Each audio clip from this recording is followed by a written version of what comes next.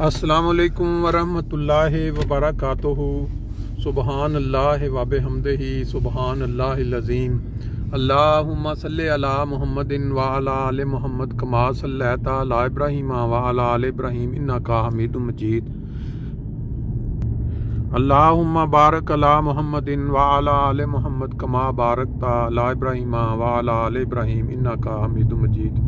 दोस्तों, आज जर्मनी में हमारा 14वां रोज़ा है और ये खूबसूरत मनाज़र जो आप देख रहे हैं, ये आपको इस चीज़ का एहसास भी ज़िंदा रखें कि ये मनाज़र अल्लाह ताला ने हमें एक ख़ास हद तक देखने का जो तौफ़ीक दी हुई है।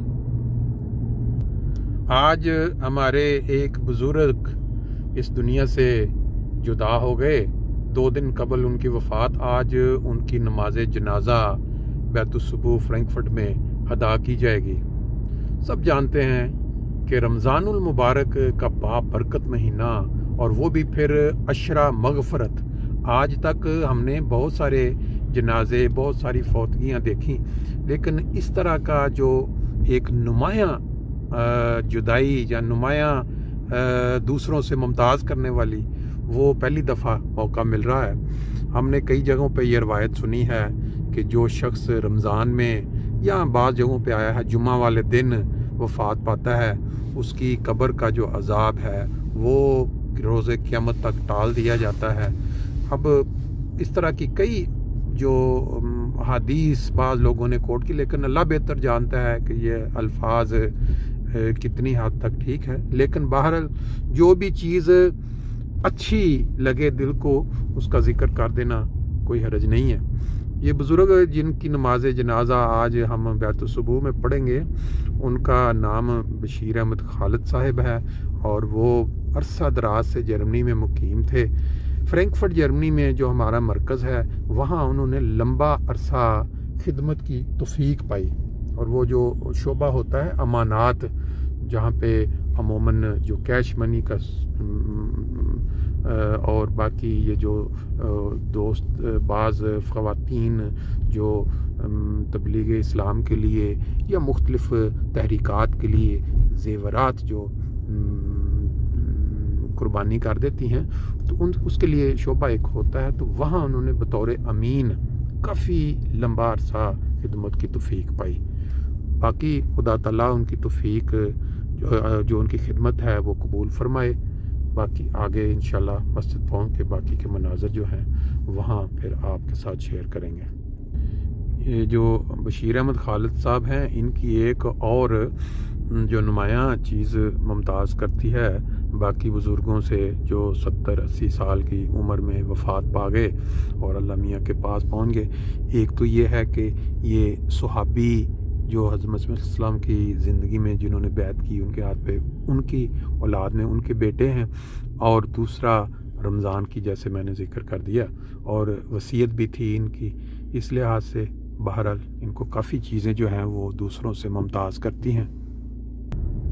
बात यह है कि हर जनाजा, हर तदफीन अपने अपने इलाकों में जहाँ भी लोग बासरे होते हैं, वहाँ इंसान को जब मौका मिलता है तो उसमें शिरकत करता है इस नीयत के साथ कि अल्लाह ताला ने जो अपने प्यारे नबी के ज़रिए हमें बताया हुआ है कि किसी मुसलमान भाई के नमाज जनाजा पढ़ने में एक पहाड़ के बराबर सवाब है, और अगर इंसान तदफीन में भी शामिल होता है तो फिर उसको दूसरे पहाड़ का भी सवाब मिल जाता है।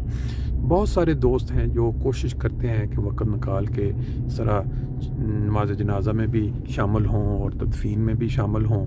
ये मनाज़र जो साथ साथ आप देख रहे हैं, ये फ्रैंकफर्ट सिटी के अंदर जो रास्ता हमारा मस्जिद की तरफ जाता है उसके हैं, और इन्हीं रास्तों पे मोहतरम बशीर खालिद साहब कई साल जो है वो बैतुस्सुबूह में आके खिदमत दीन की खातर काफ़ी वक़्त गुजारते रहे हैं। अल्लाह ताला उनके दर्जात बुलंद करे, और हम जो अभी ज़िंदा हैं, जिनके पास अभी मौका है कि हम अल्लाह ताला से मग़फ़रत करवा लें, माफ़ करवा लें अपने गुनाह। रमज़ान के महीने में मैंने ये समझा कि ज़िक्र یہ ذکر بھی کر دینا چاہیے، کیونکہ بعض اوقات انسان اس وقت کو بھول جاتا ہے دنیا کے چکروں میں، مال دولت اولاد اور کئی مسائل، تو وہ پھر بھولا ہوتا ہے کہ ہم نے ایک دن اللہ کے حضور پیش ہونا ہے۔ تو اب کیونکہ ہم اس سائٹ پہ ہی جا رہے ہیں تو میں نے مناسب سمجھا کہ تھوڑا سا ذکر کر دیا جائے ساتھ۔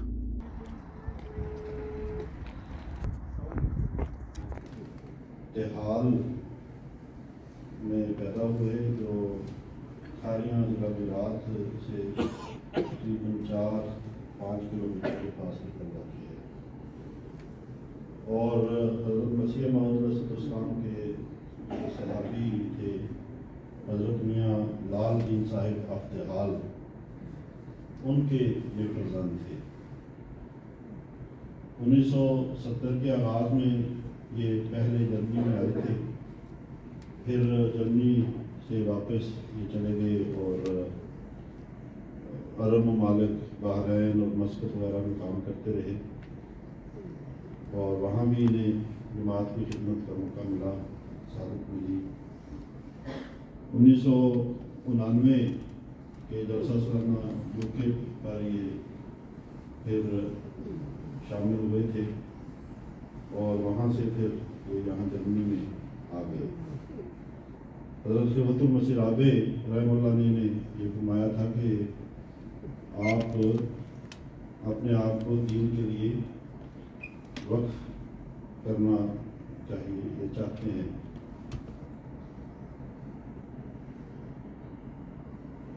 آپ جرمنی جب تشریف لائے تو ہر موقع پہ جہاں بھی آپ کو اللہ تعالیٰ نے توفیق دی، نہایت ہی خوش اسلوبی کے ساتھ جماعت کی خدمت سر انجام دی۔ 1990 کے آغاز میں آپ نے شعبہ سمیع و بصری میں کچھ عرصہ بطور ورکر خدمت کی توفیق پائی، پھر کچھ ہی عرصے بعد آپ نیشنل سیکرٹری سمیع بصری کے طور پر منتخب ہوئے۔ بعد ازاں آپ کا نیشنل سیکرٹری امین جماعت احمدیہ جرمنی کے طور پر انتخاب ہوا، اور آپ مسلسل 2013 تک بطور امین خدمت بجا لاتے رہے۔ 2013 سے 2016 تک آپ نے شعبہ مال میں انسپیکٹر بیت المال کے طور پر خدمت کی توفیق پائی۔ پھر 2016 سے 2019 تک آپ پھر سے نیشنل سیکرٹری امین کے طور پر منتخب ہوئے۔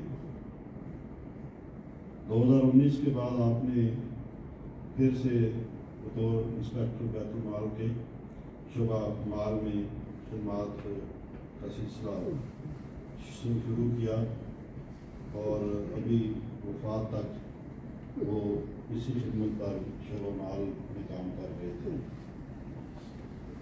جب 2020 میں کرونا وبا پھیلنی شروع ہوئی تو حکومتی قواعد و ضوابط کو مد نظر رکھتے ہوئے آپ سے درخواست کی گئی کہ چونکہ آپ کی عمر 80 سال سے زیادہ ہے، آپ گھر سے ہی کام کریں اور فی الحال بیت الصبور نہ تشریف لایا کریں۔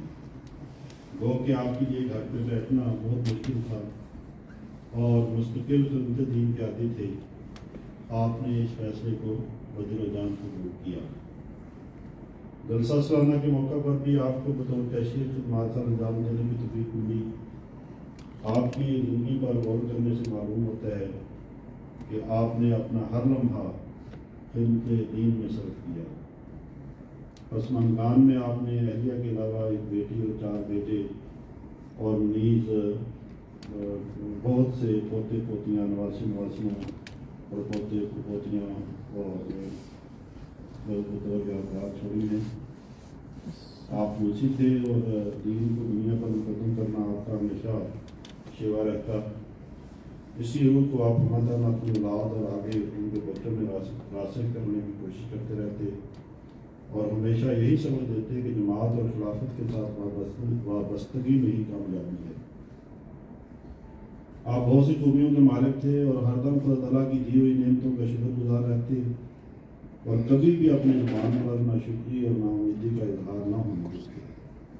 آپ ایک زندہ دل اور نہایت ہی شریف النفس، نیک، صالح، عادل، عزیز، 5 وقت نماز کے پابند، ہر وقت اور ہر لمحہ خدا تعالیٰ کا خوف اپنے دل میں رکھنے والے انسان تھے۔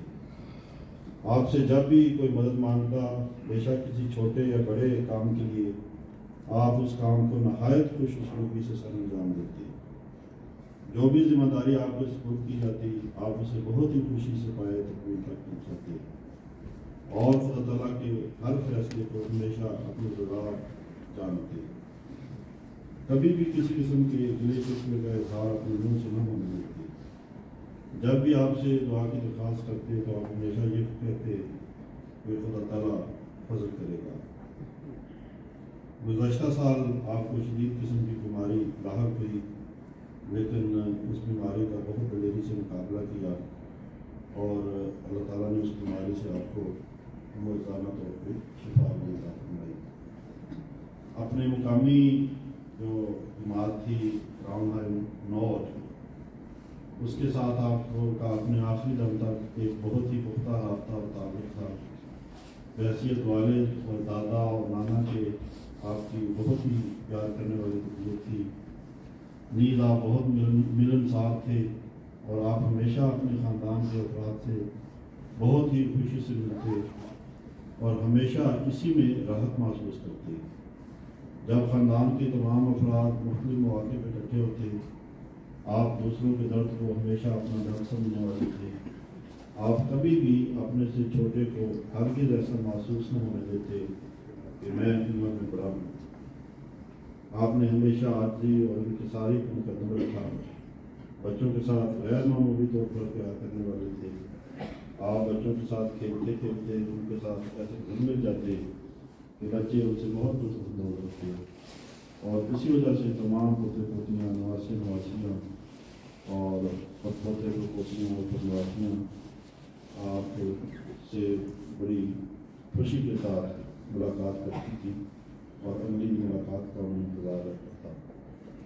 دعا ہے کہ اللہ تعالیٰ مرحوم کو جنت الفردوس میں جگہ عطا فرمائے اور ان کے ساتھ مغفرت کا سلوک کرے، تمام قسم جان کو صبر جمیل عطا فرمائے اور ان کی جو نیکیاں ہیں اللہ تعالیٰ ان کی اولاد اور آئندہ نسلوں میں بھی جاری رکھے۔